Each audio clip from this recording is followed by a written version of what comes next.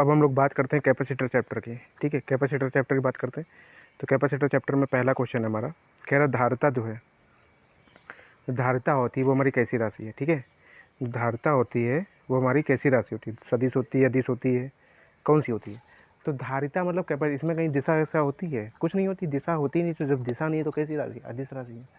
जब दिशा नहीं है तो हमारी कैसी राशि, अदिश राशि। तो धारिता हमारी कैसी होती है, अदिश राशि होती है। ठीक है, कैपेसिटर तुमने इतनी बार पढ़ चुके हो। कैपेसिटर में कहीं दिशा का कहीं जिक्र होता है कि हाँ धारा इधर से इधर बहती है, इधर से ये होना चाहिए, वो होना चाहिए, कुछ पढ़ा है ऐसे दिशा के बारे में, डायरेक्शन के बारे में? कुछ नहीं पढ़ा डायरेक्शन के बारे में। तो इसका मतलब कैसी राशि हमारी, अदिश राशि। तो धारिता जो है हमारी कैसी राशि होती है, धारिता जो होती है वो हमारी अदिश राशि होती है। ठीक है, चलिए सेकंड नंबर क्वेश्चन पे आते हैं। सेकंड नंबर क्वेश्चन क्या बोल रहा है,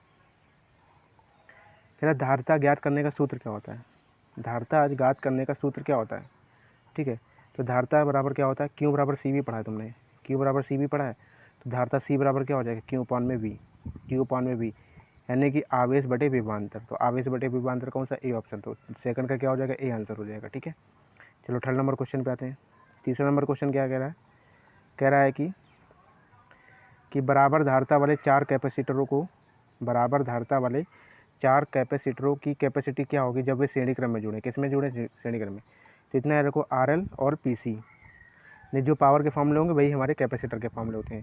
यानी कि रेजिस्टेंस और पावर में क्या होता है, रेजिस्टेंस का उल्टे फॉर्मूले होते हैं किसमें, पावर में।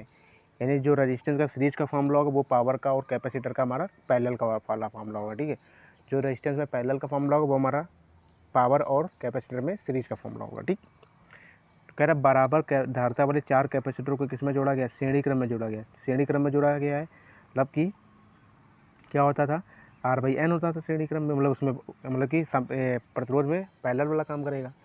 तो आर बाई एन होता था पैरेलल श्रेणी क्रम का रेजिस्टेंस का।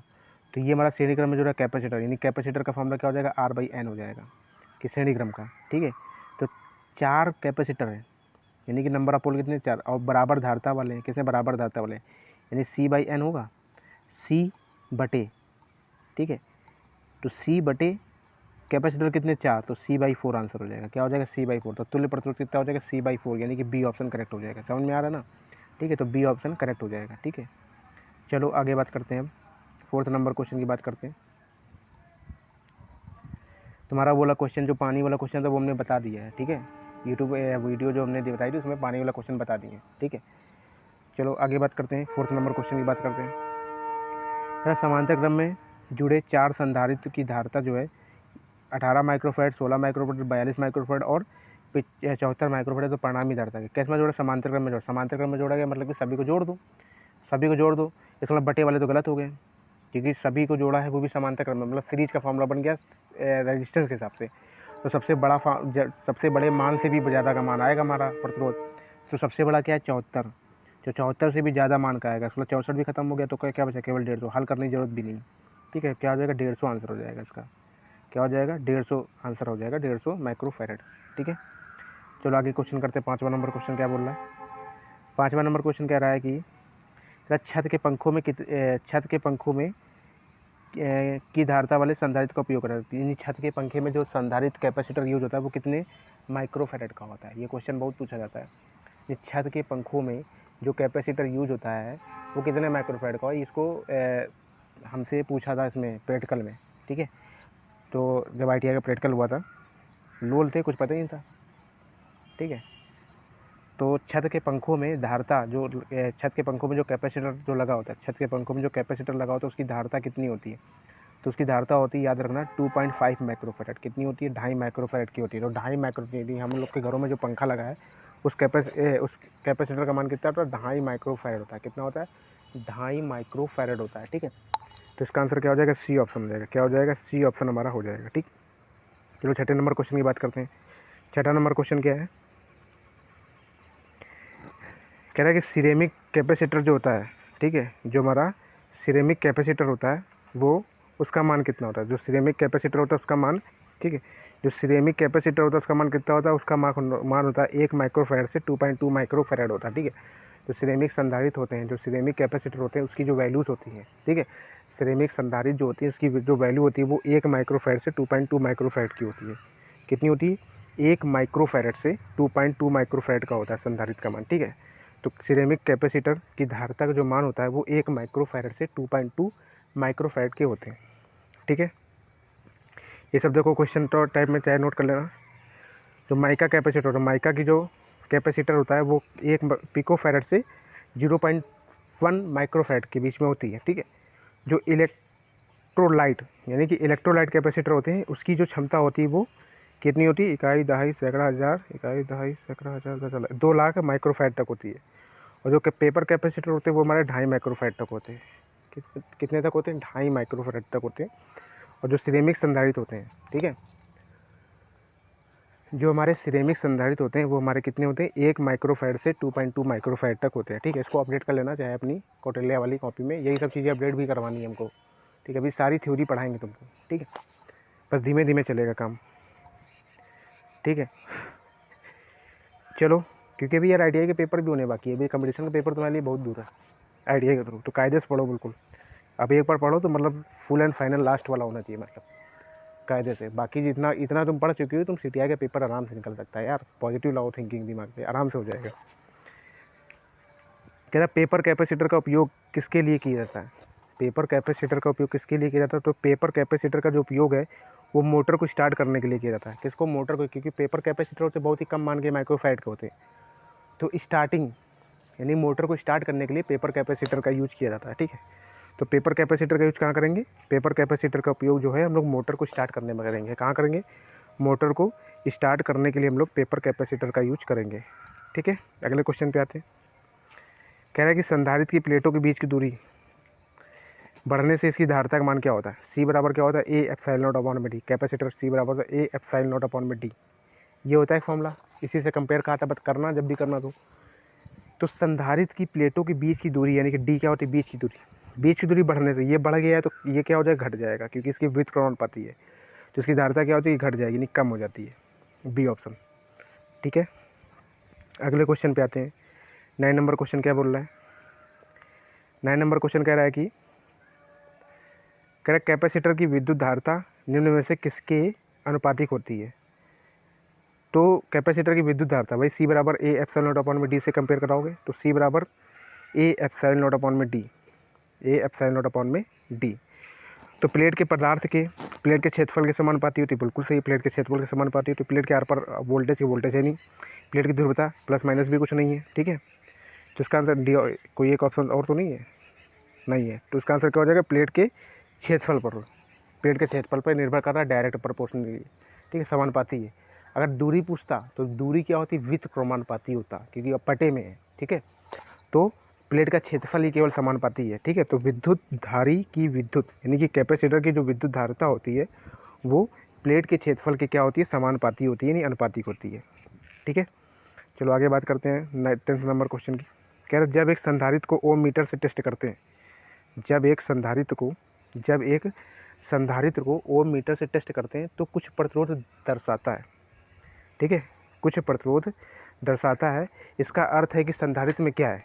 कह रहा जब एक संधारित्र को ओम मीटर से टेस्ट करते हैं, ठीक है, जब एक संधारित्र को ओम मीटर से टेस्ट करते हैं तो यह कुछ प्रतिरोध दर्शाता है। इसका मतलब संधारित्र में क्या है, लीकेज करंट है, क्षरण धारा, मतलब कि क्या है, लीकेज करंट है।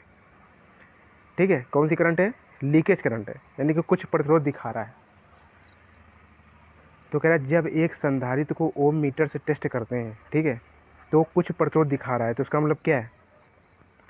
तो ओम मीटर किसको मापने की कही थी, ओम मीटर से क्या नापा जाता है, प्रतिरोध। देखो नाम में ही छुपा है ओम मीटर, यानी ओम किसका मात्रक होता है, प्रतिरोध का। तो ओम मीटर से क्या नापते हैं, प्रतिरोध नापते हैं।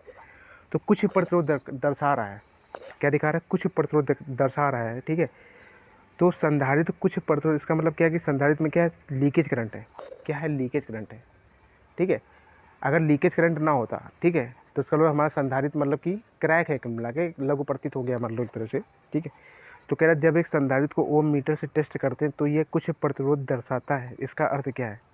ठीक है, तो कैपेसिटर जो होता है, इस हिसाब से जो कैपेसिटर होता है उसके कैपेसिटर के बीचों में क्या भरा जाता है, परावैद्युतांक भरा जाता है। जैसे कैपेसिटर ऐसे होता है हमारा, तो यहाँ पे जो भरा होता है हमारा वो भरा होता है माइका वगैरह हो गया मान लो। ठीक है, इस प्रकार से परावैद्युतांक वाई होती है, पेपर कैपेसिटर होता है, सब भर सकते हैं हम लोग।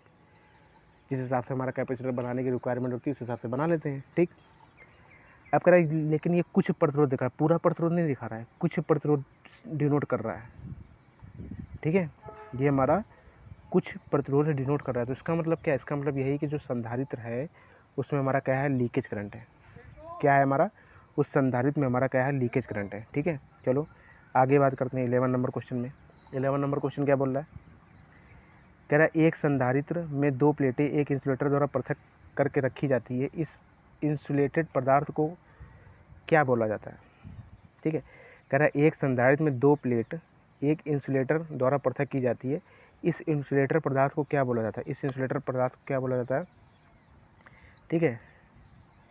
परावैद्युत माध्यम बोला जाता है, कि मोम बोला जाता है, कागज और माइका बोला। तो इसका आंसर क्या होना चाहिए, सी आंसर होना चाहिए।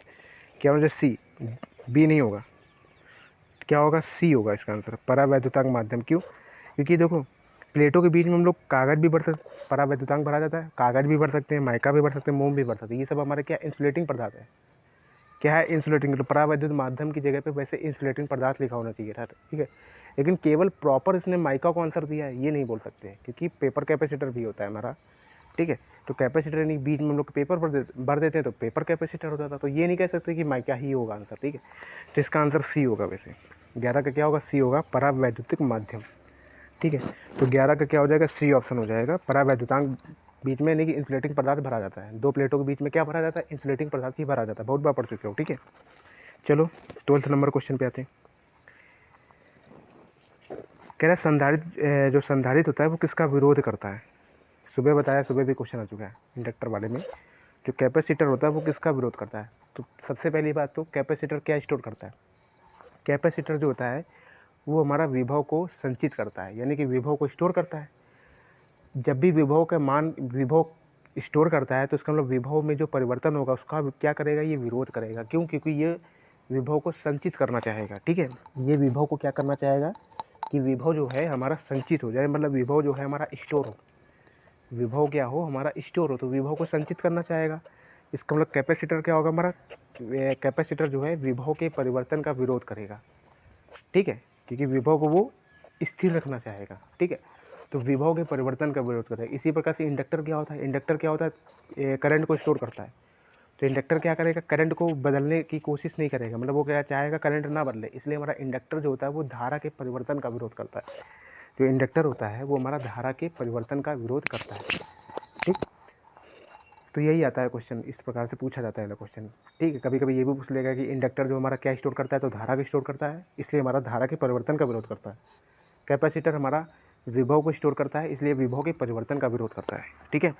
तो संधारित्र किसका विरोध करेगा, तो संधारित्र जो है किसको संधारित्र जो तो किसको संचित करता है, वोल्टेज को। इसका मतलब वोल्टेज में परिवर्तन का विरोध करेगा। किसका विरोध करेगा, वोल्टेज में परिवर्तन का विरोध करेगा, ये ऑप्शन, ठीक। 13 नंबर क्वेश्चन पे आते हैं। कहें कि दो संधारित्र हैं जिनकी धारिता जो है 3 माइक्रोफैराड और 6 माइक्रोफैराड है, किस में जुड़े, श्रेणी क्रम में जुड़े। तुल्य धारिता बतानी, श्रेणी क्रम में जुड़े हैं यार। इसका मतलब 1/c वाला फॉर्मूला लगेगा, श्रेणी क्रम में जुड़े हैं, ठीक है। तो इसका मतलब 1/c बटे वाला फॉर्मूला लगा। बटे वाले फॉर्मूले में क्या था, जो सबसे कम मान का जो सबसे कम मान की जो वैल्यू होती है उससे भी कम मान का आंसर आता है। तो सबसे कम मान क्या है, 3 ओम। 3 ओम से भी कम मान का कोई है, कोई ऑप्शन दिख रहा है, तो हमारा केवल डी ऑप्शन दिख रहा है। तो बिना हल किए इसका आंसर हो जाएगा, क्या हो जाएगा, डी। देखो हल करने पेन चलाने की भी जरूरत नहीं है ऐसे क्वेश्चनों में, ठीक है। चलो 14 नंबर क्वेश्चन की बात करते हैं। 14 नंबर क्वेश्चन क्या कह रहा है, कह रहा है कि निम्न में से किससे धारिता प्रवाहित नहीं होती है। तो धारिता जो किससे प्रवाहित नहीं होती, सी बराबर क्या होता है, ए एप्सिलॉन नॉट अपॉन में डी, ठीक है। कह रहा है आवर्ती, इस फॉर्मूले में कहीं आवर्ती है ही नहीं, तो इसका मतलब इसी से प्रभावित नहीं होती है हमारी, ठीक है। तो इसका आंसर क्या हो जाएगा, वैसे ए ऑप्शन हो जाएगा। क्या हो जाएगा, ए ऑप्शन। दूसरा आता है प्लेटों के बीच क्षेत्रफल, इस पर डिपेंड कर रहा है। प्लेटों के बीच की दूरी डी पे भी डिपेंड कर रहा है। परावैद्युतांक यानी एप्सिलॉन नॉट पे भी डिपेंड कर रहा है। तो किस पे डिपेंड नहीं कर रहा, आवर्ती पे डिपेंड नहीं कर रहा है। तो इसका आंसर क्या हो जाएगा, ए ऑप्शन हो जाएगा। 14 का क्या हो जाएगा, ए हो जाएगा, ठीक। 15 नंबर क्वेश्चन पे आते हैं। कह रहा है ये देखो 15 नंबर क्वेश्चन बहुत अच्छा है, बहुत गलत हो जाता है। पिको फैराड, पिको मतलब पढ़ते हैं 10⁻⁻12 पढ़ते हैं। पिको का मतलब होता है 10⁻12, तुरंत ही ए ऑप्शन लगा के चले आएंगे हम लोग, ठीक। अब देखो पिको फैराड बदला, लेकिन अब ऑप्शन देखो क्या लिखा, माइक्रो फैराड होता है। तो पिको फैराड, एक पिको फैराड में क्या होता है, एक पिको फैराड में होता है 10⁻⁻12 फैराड होता है, ठीक है। 1 पिको फैरड में हमारा 10 की पावर माइनस का 12 फैरड हो रहा है, ठीक है। क्या होता है, 10 की पावर माइनस का 12 फैरड होता है। लेकिन हमको ऑप्शन किस में दे रखे हैं, माइक्रो फैरड में। इसका मतलब 10 की पावर माइनस 12 फैरड को किस में बदलना पड़ेगा, माइक्रो में बदलना पड़ेगा। 1 माइक्रो में होता है 10 की पावर माइनस का 6। 1 माइक्रो में क्या होता है, 1 माइक्रो में हमारा 10 की पावर माइनस 6 होता है। तो उसको क्या लिख लेंगे, 10 की पावर माइनस का 6 इंटू 10 की पावर माइनस का 6, ठीक है।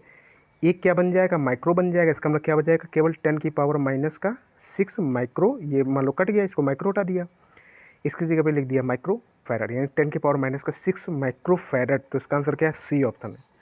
अगर माइक्रो फैरड ना लगा होता तो हमारा क्या होता, 10 की पावर माइनस का 12 फैरड होता।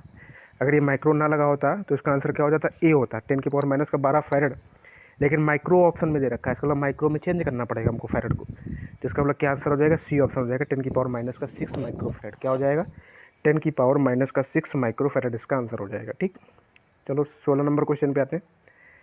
अब देखो फैरड और फैराडे दो चीज़ें बताई थी। तो फैरड किसकी इकाई होती है, फैरड जो होती है हमारी किसकी इकाई होती है, फैरड जो हमारी कैपेसिटेंस की इकाई होती है। अगर फैराडे लिखा होता, फैराडे लिखा होता, फैराडे देखो बहुत नया वर्ड मिला है, अभी तक हमको भी नहीं मिला था ये वाला वर्ड फैराडे। तो फैराडे जो होता है वो किसका मात्रक होता है, फैराडे जो होता है वो हमारा आवेश का मात्रक होता है, बता चुके हैं पहले, ठीक। चलो 17 नंबर क्वेश्चन पे आते हैं। तो देखो सबके मात्रक लिखे हैं, पढ़ लेना एक बार, वैसे भी सबके पता है इधर, तो कोई दिक्कत नहीं, सब याद होंगे तुमको इधर वाले। चलो आगे पढ़ते हैं। कह चालकों के मध्य उत्पन्न किए हुए आर्क को घटाने के लिए कौन सी वैद्युतिक युक्ति कह रहा आर्क को, मतलब स्पार्किंग, किसकी बात कर रहा है वो, स्पार्किंग की बात कर रहा है। आर्क का मतलब होता है स्पार्किंग की बात कर रहा है वो, ठीक है। तो वही कह रहा चालकों के मध्य उत्पन्न किए हुए आर्क को घटाने के लिए कौन सी वैद्युतिक युक्ति की जाती है, तो कैपेसिटर का यूज किया जाता है। किसका यूज किया जाता है, कैपेसिटर का यूज किया जाता है, निर्धारित का। दो कैपेसिटर का यूज कहाँ कहाँ करते हैं, मोटरों का पावर फैक्टर बढ़ाने के लिए भी कैपेसिटर का यूज करते हैं, ठीक। घरों में क्या होता है, जैसे कहीं भी इंडस्ट्रियल एरिया हो, कहीं भी, यानी पावर फैक्टर बढ़ाने के लिए हम लोग कैपेसिटर का यूज करते हैं, कैपेसिटर का यूज करते हैं पावर फैक्टर बढ़ाने के लिए, ठीक। इसके बाद कहीं अगर स्पार्किंग टाइप की अगर हो रही हो, आर्क का मतलब क्या होता है, स्पार्किंग। अगर कहीं स्पार्किंग हो रही है तो उसको सही करने के लिए भी हम लोग किसका यूज करते हैं, कैपेसिटर का यूज करते हैं, ठीक है। यह बात याद रखना, कहीं भी अगर स्पार्किंग भी हो रही हो तो उसको भी सही करने के लिए हम लोग कैपेसिटर का यूज करते हैं, ठीक है। तो इसका आंसर क्या हो जाएगा, ए ऑप्शन हो जाएगा, धारित्र यानी कि कैपेसिटर। अब देखो ये बहुत अच्छा क्वेश्चन है, एसी थ्योरी तुमको पढ़ा चुके हैं, इसी पे क्वेश्चन देखो बना रहे हैं तुमको। ये 18 नंबर क्वेश्चन एसी थ्योरी से रिलेटेड है, ये चीज़ पढ़ा चुके हैं तुमको।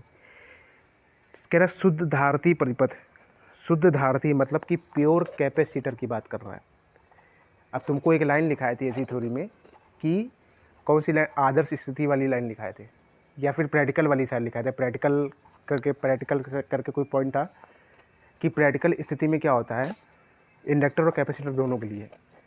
तो प्रैक्टिकल स्थिति में क्या होता है कि इंडक्टिव, एक तुमने बताया था इंडक्टिव लोड, कैपेसिटिव लोड और रेजिस्टिव लोड। इंडक्टिव में क्या होता है, लैगिंग पावर फैक्टर होता है, कैपेसिटिव में लीडिंग पावर फैक्टर होता है, ठीक है। और रेजिस्टिव में क्या होता है, यूनिटी पावर फैक्टर होता है। अब देखो अब कैसे क्या होता है, तो वो भी ये सब किसके लिए, प्योर के लिए, प्योर के लिए, किसके लिए, प्योर के लिए, यानी कि शुद्ध अवस्था में। तो कोई भी चीज़ शुद्ध अवस्था में होती नहीं है, इसलिए हम लोग आदर्श स्थिति लिखी थी वो, ठीक है, जो पॉइंट लिखा था। तो आदर्श स्थिति में क्या होता था, इंडक्टर में क्या होता था कि 90 डिग्री से लैग करती थी धारा, पॉइंट लिखा था। इसके बाद क्या होता था, कैपेसिटर में क्या होता था, 90 डिग्री से लीड करती थी धारा।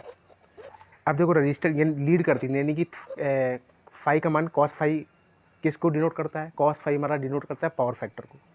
कॉस फाई किसको डिनोट करता है, पावर फैक्टर को, यानी फाई का मान हमारा 90 डिग्री। फाई का मान कितना है, 90 डिग्री। 90 डिग्री से लीड और लैग कर रही है, इसका मतलब फाई का मान जो है हमारा 90 डिग्री है। तो इसमें देखो शुद्ध संधारित्र की बात कर रहा है। शुद्ध संधारित्र का मतलब जो धारा है वो 90 डिग्री से लीड कर रही होगी। धारा जो हमारी 90 डिग्री से लीड कर रही हो, मतलब फाई का मान हमारा कितना है, 90 डिग्री है। और मैं शक्ति गुणक यानी पावर फैक्टर बताना है, पीएफ यानी पावर फैक्टर बताना है। तो कॉस फाई बराबर, निकाल लो कॉस फाई, यानी कि कॉस 90 डिग्री। कॉस 90 डिग्री का मान कितना होता है, जीरो होता है।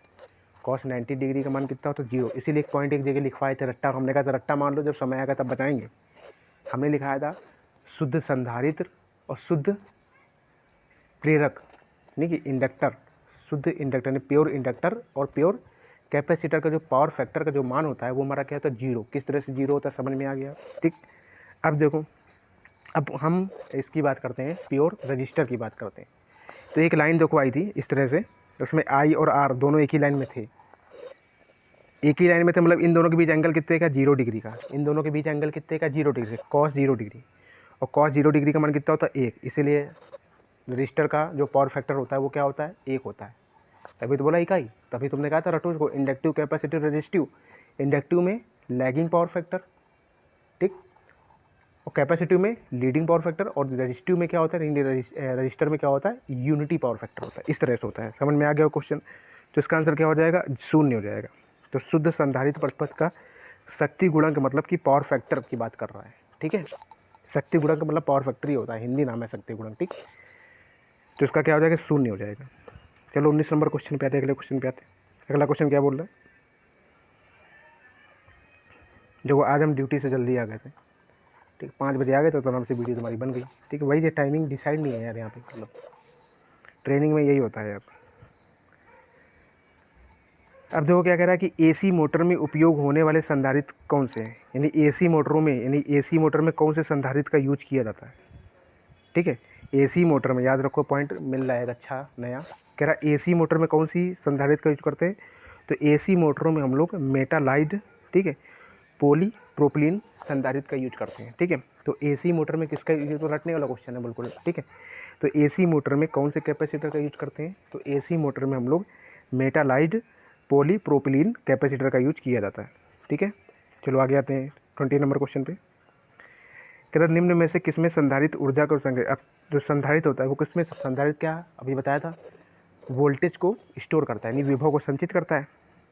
लेकिन किस क्षेत्र में करता है, स्थैतिक क्षेत्र में, विद्युत स्थैतिक क्षेत्र में करता है।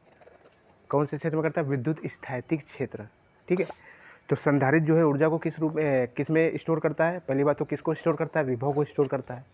और विभव को स्टोर करेगा तो ऑटोमेटिकली बात है यार, विभव को जब स्टोर करेगा तो क्षेत्र बनेगा, कोई ना कोई फील्ड बनेगा। तो जो फील्ड बनता है वो कैसा होता है, वो हमारा फील्ड जो होता है वो कहता है स्थैतिक होता है। कैसा होता है, स्थैतिक होता है, क्योंकि विद्युत स्थैतिक क्षेत्र में हमारा संधारित्र जो होता है वो ऊर्जा को क्या करता है, स्टोर करता है, यानी संग्रहित करता है। चलो आगे आते हैं 21 नंबर क्वेश्चन। अब देखो कह रहा धारिता का मान मापने के लिए, धारिता का मान मापने के लिए उपयोग में लाई जाने वाली युक्ति कौन है। धारिता का मान मापने के लिए उपयोग में लाई जाने वाली युक्ति क्या है। धारिता का मान किससे नापा जाता है, अभी तो पढ़ लिया तुमने। आमीटर से तुम धारा का मान नापोगे, वोल्ट मीटर से वोल्टेज को नापोगे, ओम मीटर से ओम का मान नापोगे, ठीक है। अब इसी प्रकार से धारिता का मान किससे नापेंगे, तो धारिता है उसका मान किससे नापेंगे, उसका मान उसका जो है हम लोग शेयरिंग सेतु से नापते हैं। किससे नापते हैं, शेयरिंग सेतु से नापते हैं। तो धारिता का मान मापने के लिए कौन सी यंत्र, ये किसका यूज किया जाता है, तो शेयरिंग सेतु यंत्र का यूज किया जाता है धारिता को मापने के लिए। अब इसमें कुछ पॉइंट है जो लिख लो। देखो धारिता को नापने के लिए हम लोग शेयरिंग सेतु का यूज करते हैं। आवर्ती नापने के लिए देखो कितना अच्छा पॉइंट बन रहा है। फ्रिक्वेंसी नापने के लिए हम लोग वीन सेतु का यूज करते हैं, ठीक है। फ्रिक्वेंसी नापने के लिए हम लोग किसका यूज़ करते हैं, वीन सेतु का यूज करते हैं। इसलिए बोलता हूँ, तभी बोल रहा हूँ कि जितना ज़्यादा रिवीजन करोगे। अब देख क्या है, अब इसको तुम क्वेश्चन फॉर्म में इसी बुक के में लिख लो, ऊपर क्वेश्चन फॉर्म में, ठीक है, कि आवर्ती को नापने के लिए किसका यूज करते हैं, ठीक है, इस प्रकार से। तो वही कहना, जितना ज़्यादा रिवाइज करोगे तो ITI की जो थ्योरी दिमाग में बैठ जाएगी भाई, ठीक है। जितने ज़्यादा क्वेश्चन करोगे उतने ज़्यादा, ठीक है। तो वही चीज़ है, मतलब शेयरिंग, मतलब धारिता को नापने के लिए शेयरिंग, आवर्ती को नापने के लिए वीन सेतु के लिए यूज करेंगे, और अज्ञात प्रतिरोध को नापने के लिए किसका यूज करेंगे, व्हीट स्टोन सेतु। ये तो पढ़ चुके हो कि अज्ञात प्रतिरोध को नापने के लिए व्हीट स्टोन सेतु का यूज करते हैं। और प्रेरकत्व के मान को मापने के लिए किसका यूज करते हैं, हेज सेतु का यूज करते हैं। किसका यूज करते हैं, हेज सेतु का यूज किया जाता है। ये सब पॉइंट लिख लेना, क्वेश्चन फॉर्म में क्या लिख लेना, इसमें अच्छा रहेगा। अब देखो कह रहा है एक सरल कैपेसिटर में 2 प्लेटें होती हैं। एक सरल कैपेसिटर में 2 प्लेटें होती हैं जो निम्न द्वारा पृथक की जाती है। जो निम्न द्वारा पृथक की जाती है, किसके द्वारा पृथक की जाती है, तो हमने बताया था भी परावैद्युतांक भरा होता है बीच में, ठीक है। तो सी ऑप्शन हो गया। अगले क्वेश्चन में आते हैं। 23 नंबर क्वेश्चन क्या कह रहा है, कह रहा है एक संधारित्र के सम्मुख 15 वोल्ट सप्लाई से जुड़ने पर उसमें 6 कूलम का आवेश संचित होता है, तो धारिता कितनी होती है। सी बराबर लगा लो Q/V। क्यू का मान कितना दे रखा है 6/15 वोल्ट। हल कर लो, आंसर हो जाएगा। ठीक है, हल करने की जरूरत ही नहीं है, मतलब हमें, तुम तो हल करके निकाल दो आंसर। ठीक, चलो 24 नंबर क्वेश्चन पे आते हैं। 24 नंबर क्वेश्चन क्या कह रहा कि 3 संधारित्र है, प्रत्येक का मान कितना है 2 माइक्रोफैराड है, किस में जुड़े हैं, श्रेणी क्रम में जुड़े हैं। तो श्रेणी क्रम में जुड़ा है, कुल धारिता पता नहीं, श्रेणी क्रम में जुड़े, इसका मतलब पैरेलल वाले की बात होगी, रजिस्टर के संपर्क में। ठीक है, अगर कंपेयर कराए तो इसका मतलब 2 ओम के मान 2 माइक्रोफैराड से भी कम मान का वैल्यू आएगा हमारा आंसर। ठीक है, तो इसको हल कर लो, क्योंकि दोनों ए और बी दोनों ऑप्शन फंस रहे हैं हमारे। तो 3 संधारित्र है, प्रत्येक कितने हैं 2 माइक्रोफैराड का, 2 बटे कितना हो जाएगा, संधारित्र कितने हैं 3। ठीक है, 2/3 आ गया, यानी C/N हो जाएगा इसका। ठीक है, तो संधारित्र का मान कितना है 2 और पर कितने संधारित्र 3, तो 2/3 माइक्रोफैराड आंसर हो जाएगा। तो इसका आंसर क्या होगा, ए ऑप्शन हो जाएगा। समझ में आ रहा किस तरह से हो जाएगा, जिस प्रकार से R/N होता था उसी प्रकार से पैरेलल में रेजिस्टेंस का, लेकिन हमारा कैपेसिटर की बात करें तो इसमें क्या हो जाएगा, सीरीज के लिए C/N हो जाएगा, क्योंकि इसका सीरीज इसका पैरेलल फार्मूला होता है। तो C/N, सी का मान कितना है 2 माइक्रोफैराड, बटे में कितने हैं 3 है, 2/3 माइक्रोफैराड आंसर हो गया। ठीक, अगले में आते हैं 25 नंबर क्वेश्चन। कह रहा है कि तुल्य धारिता बतानी कि तुल्य धारिता क्या होगी। ठीक है, क्या बतानी, तुल्य धारिता बतानी। अब देखो, अगर हम देखें यहाँ से अगर करंट भेजें तो इस कैपेसिटर में जो करंट जाएगी वही हमारी इस कैपेसिटर में भी करंट जाएगी। इसका मतलब ये दोनों किससे लगे, सीरीज में लगे, ये दोनों सीरीज में लगे। तो पैरेलल कैपेसिटर का सीरीज वाला फॉर्मूला क्या होता है, 1/, करके होता है। 1/, करके हल कर लो इसको, कितना हो जाएगा 1/12 प्लस का 1/6 मल्टीप्लाई डालो 2 का, 2 बटे कितना हो जाएगा 12, 3/12 नहीं 12/3, 12/3 3 चौक 4 ओम हो गया। ठीक है, यानी कि इसको हल करने पे कितना आ गया 4 ओम आ गया, सॉरी मतलब 4 फैराड आ गया। कितना आ गया, 4 फैराड आ गया। अब ये ऐसे करके, अब यहाँ पे केवल बचा है हमारा, यहाँ केवल एक कैपेसिटर बचा है, उसका मान कितना हो गया 4 आ गया। अब ये दोनों कैसे लगे, पैरेलल में लगे। ये दोनों किस में लगे, पैरेलल में। पैरेलल में क्या होता है फॉर्मूला, सीधा डायरेक्ट जुड़ जाता है इसमें कैपेसिटर में। तो 8 4 12 ओम, यानी कि 12 फैराड। तो 12 फैराड इसका आंसर हो गया सी ऑप्शन। 25 का क्या हो जाएगा, सी ऑप्शन हो जाएगा। ठीक है, चलो 26 नंबर क्वेश्चन पे आते हैं। करें कौन सा संधारित्र का एक प्रकार है, कौन सा निम्नलिखित में से कौन सा संधारित्र का एक प्रकार है। तो कागज़, सिरेमिक, इलेक्ट्रोलाइट, सभी हमारे संधारित्र में, सभी हम लोग इंसुलेटिंग पदार्थ में, मतलब कि जो कैपेसिटर होता है इसके बीच में जो इंसुलेटिंग पदार्थ भरते हैं उसमें कागज़ भी भरते हैं, सिरेमिक भी भरते हैं और इलेक्ट्रोलाइट भी भरते हैं। इसका आंसर क्या होगा, डी ऑप्शन हो जाएगा। क्या हो जाएगा, तो 26 का क्या हो जाएगा, डी ऑप्शन सही हो जाएगा। ठीक है, चलो अगले क्वेश्चन पे आते हैं। 27 नंबर क्वेश्चन क्या बोल रहा है, कह रहा है यदि संधारित्र में परावैद्युत पदार्थ के स्थान पर किसी सुचालक पदार्थ को भर दिया जाए, मतलब यहाँ बीच में बात कर रहा है, यहाँ पे हम लोग क्या भरते हैं, इंसुलेटिंग पदार्थ भरते हैं, मतलब अचालक पदार्थ भरते हैं। अगर यहाँ पे कोई चालक पदार्थ भर देंगे, तो चालक पदार्थ भर देंगे तो यार करंट पूरी इधर इस प्लेट में भी जाएगी, इस प्लेट में जाएगी, तो ये प्लेटें क्या हो जाएंगी, शॉर्ट सर्किट हो जाएंगी। प्लेटें कैसी हो जाएंगी, शॉर्ट सर्किट। तो प्लेट में क्या उत्पन्न हो जाएगा, शॉर्ट सर्किट उत्पन्न हो जाएगा, क्योंकि ये दोनों प्लेटें, यानी कि 2 तार हैं यार, मान लो इसमें भी करंट आ रहा है, इसमें भी करंट आ रहा है। अब इसके बीच में हमने इंसुलेटिंग पदार्थ, अचालक पदार्थ भरा था। अब इसमें बीच में अगर हम चालक पदार्थ भर देंगे तो दोनों प्लेटें क्या हो जाएंगी, चिंगारी उत्पन्न करने लगेंगी, नहीं शॉर्ट सर्किट उत्पन्न हो जाएगा। तो इसका मतलब क्या है, प्लेटों में क्या उत्पन्न हो जाएगा, शॉर्ट सर्किट उत्पन्न हो जाएगा। अगर हम चालक पदार्थ यानी सुचालक पदार्थ भर देंगे, यानी चालक पदार्थ की बात कर रहा है, तो प्लेटों के बीच में क्या उत्पन्न हो जाएगा, शॉर्ट सर्किट उत्पन्न हो जाएगा। ठीक है, अगले क्वेश्चन में बात करते हैं। तो ये भी बहुत अच्छा क्वेश्चन मिला है कि धारिता का व्युत्क्रम क्या होता है, यानी कैपेसिटेंस का व्युत्क्रम क्या होता है। तो धारिता का व्युत्क्रम होता है इलास्टेंस। क्या होता है, इलास्टेंस होता है। तो धारिता का व्युत्क्रम क्या होता है, इलास्टेंस होता है। ठीक है, तो धारिता का व्युत्क्रम क्या होता है, इलास्टेंस होता है। ठीक है, अब देखो, अब इलास्टेंस की याद रखना कि एक क्वेश्चन और लिख लो, इस टाइप में लिख लेना कि इलास्टेंस का मात्रक क्या होता है, इलास्टेंस की इकाई क्या होती है। सबसे पहली बात तो इलास्टेंस किसका व्युत्क्रम है, तो इलास्टेंस जो है हमारा कैपेसिटेंस का व्युत्क्रम है।